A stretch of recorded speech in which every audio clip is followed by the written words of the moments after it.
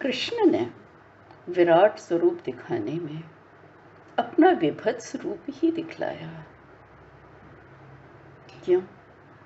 क्योंकि साधारण रूप तो अर्जुन देख रहा था और जो चतुर्बाहु रूप परमात्मा का स्वरूप जो है उनका, अच्छी बातों का, वो भी उसने देख लिया था, देख ही रहा था जीवन काल में, लेकिन विभत्स रूप नहीं देख पाया था। कृष्ण ने ये इसलिए बताया कि चाहे शांत रूप हो और या विभत्स रूप हो, कुछ भी हो, वो सब उसी एक परमात्मा के हैं। आसुरी गुण भी, दैवी गुण भी। यह बताने के लिए उन्होंने ये सब रूप दिखाया, लेकिन अर्जुन के मन में भय ही हुआ। खैर, वह बात समाप्त हुई। अर्जुन फिर वापस पूछते हैं,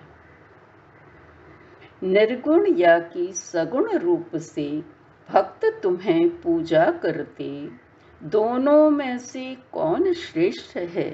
योग वित्त हम कहें किसे? क्योंकि निराकार और साकार का द्वंद्व अभी भी अर्जुन के मन में कायम है। कृष्ण बोलते हैं, निराकार की पूजा में क्लेश अधिक ही होता है। व्यक्त रूप अव्यक्त प्राप्ति में दुख का कारण बनता है। बहुत जल्दी हम उसे एक्सेप्ट नहीं कर पाते।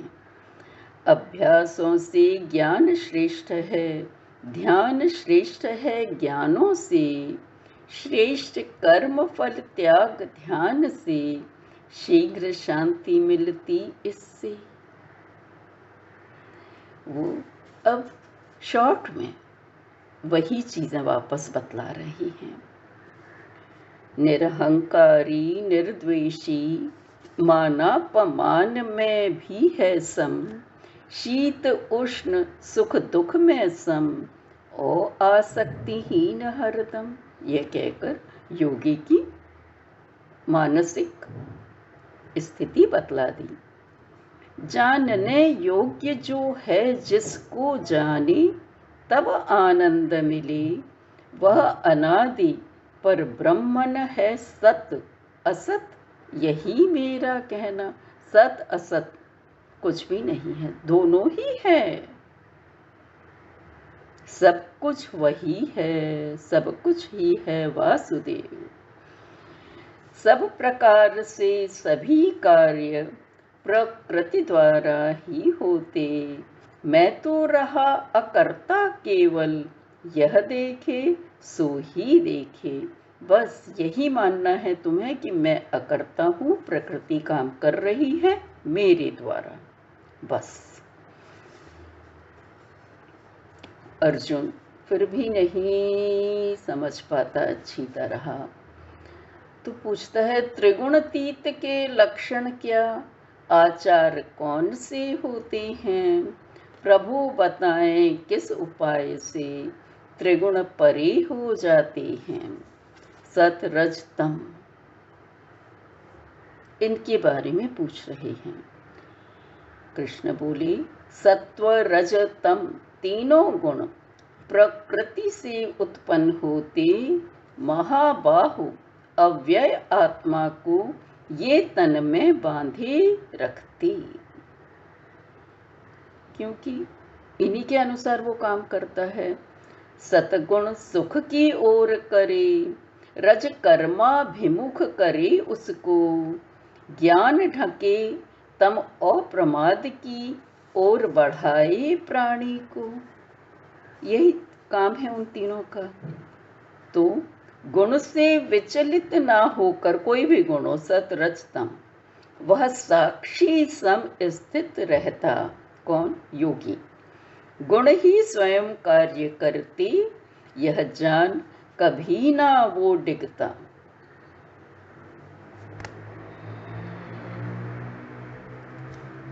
कृष्ण फिर समझाते हैं, जीवलोक में जीवात्मा मेरा ही अंश सनातन है। जो भी तुम देख रहे हो, जितने भी जीव देख रहे हो, प्राणी मात्र मेरे ही अंश हैं। देह पुरातन के मन इंद्रिय, वह ले जाता नवतन में। जब वो मरता है तब ये पुरानी देह के जो भी मन और इंद्रियां हैं, जो भी उसने सोचा किया, वे सब दूसरे शरीर में भी चले जाते हैं सूक्ष्म रूप में। वैश्वानर बन कर मैं ही सबकी देहों में रहता हूँ। देख न पाए मूढ़ लोग, ज्ञानी जाने मैं आत्मा हूँ। तन की अग्नि सबकी मैं ही हूँ।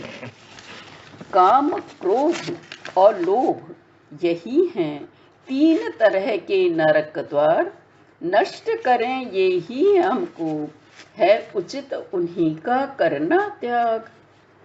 कार्य द्वंद्व जब उठता, मान प्रमाण शास्त्रों का, है करणीय तुझे वह ही, जिसको शास्त्रों ने उचित कहा।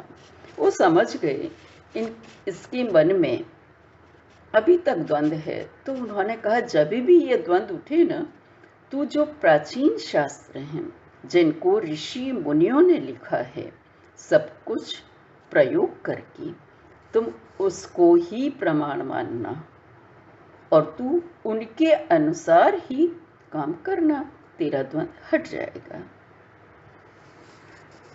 फिर अर्जुन बोले, शास्त्र विधि को त्यागे जो, फिर भी श्रद्धा से भजते कृष्ण, उनकी स्थिति क्या होती, सात्विकी, राजसी अथवा तम।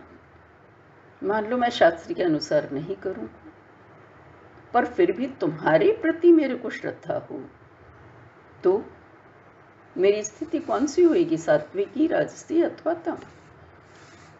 कृष्ण ने जवाब दिया, हे भारत, सबकी श्रद्धा प्रकृतिनुसार ही होती है। जन वैसा ही होता, जैसी श्रद्धा उसकी होती है, प्रकृति ही देती है ये। पार्थ, यज्ञ, तप, दान, कर्म यदि श्रद्धा ही न किए जाएं, लाभ न दें दोनों लोकों में और असत ही कहलाएं। अगर श्रद्धा नहीं है, हम दिखाने के लिए कुछ भी कर रहे हैं, ये सब जो बतलाते हैं पंडित लोग या जो भी समाज में प्रचलित है, तो वो कोई फायदा नहीं होगा, उनसे कोई लाभ ही नहीं देगा वो।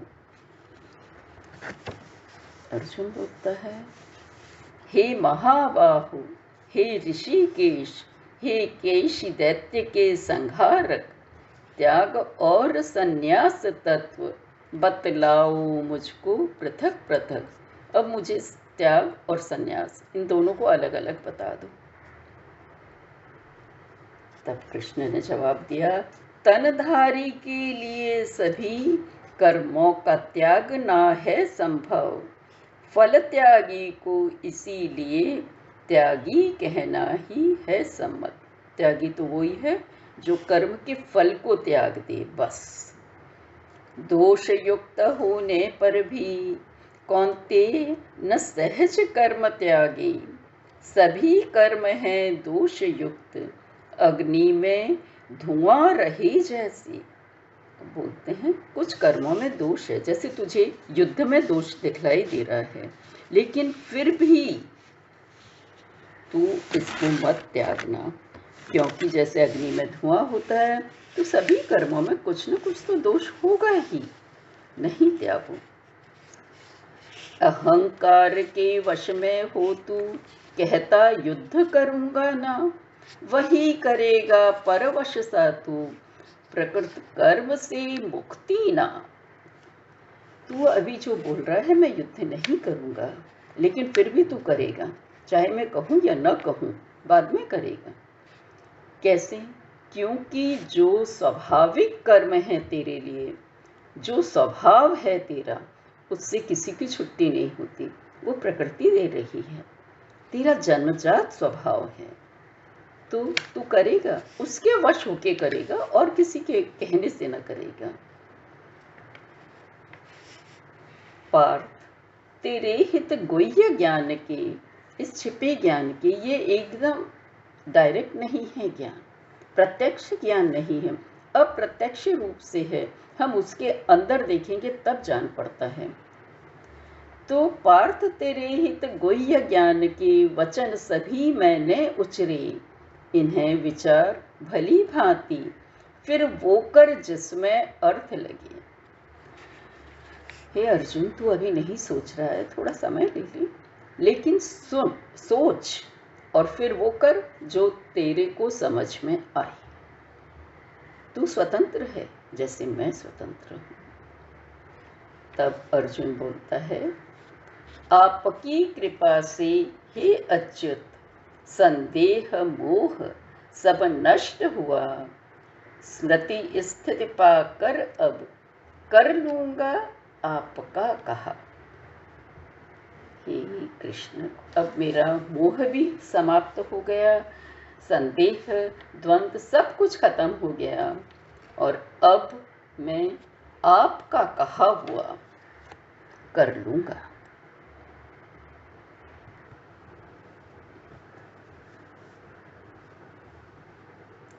हमने इस गीता को संक्षिप्त रूप में इसकी खास खास बातें लेकर अभी पढ़ा।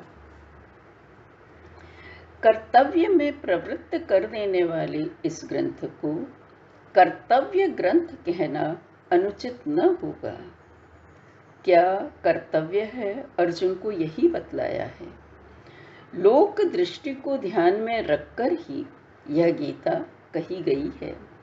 यह छोटी सी गीता संसार के हर व्यक्ति का संबल बन सकती है, सहारा बन सकती है। इसको पढ़ने पर हर किसी को लगता है यह मेरे लिए ही कही गई है। यही इसकी विशेषता भी है। मनुष्य के तल पर खड़े होकर मनुष्य की समस्त कमजोरियों को जानते मानते हुए ही यह कही गई है। इसीलिए किसी दूसरे लोक की नहीं जान पड़ती, अपनी सी लगती है। अर्जुन में तो हम अपने को देखते ही हैं, पर कभी कभी कृष्ण से भी साम्यता प्रतीत होने लगती है। जीवन एकदम निस्सार नहीं जान पड़ता। कर्तव्य के प्रति जागरूक रहने की शिक्षा विस्तृत रूप में इसी ग्रंथ ने दी है। पारिवारिक, सामाजिक, आर्थिक, राजनैतिक और वैयक्तिक सभी दायित्वों का निर्वाह सुचारू रूप से होना ही चाहिए। यही इसका मुख्य प्रतिपाद विषय है। भागना नहीं है। आध्यात्म और अकर्मण्यता का संबंध विच्छेद इसी ग्रंथ में हुआ है, क्योंकि नहीं तो यही समझा जाता है कि जिसे आध्यात्मिक राह पे चलना है वो कुछ कर्म ही नहीं करता है, पड़ा रहता है। आध्यात्म क्षितिज का तारा नहीं, इसी जगत में प्राप्य लगने लगता है, और यही इस गीता की सफलता है। आध्यात्मिक ऊंचाइयों तक ज्ञान और भक्ति ही नहीं, कर्मयोग भी पहुंचा सकता है। इसका सत्य, शिव और सुंदर प्रतिपादन है यह गीता। धन्यवाद।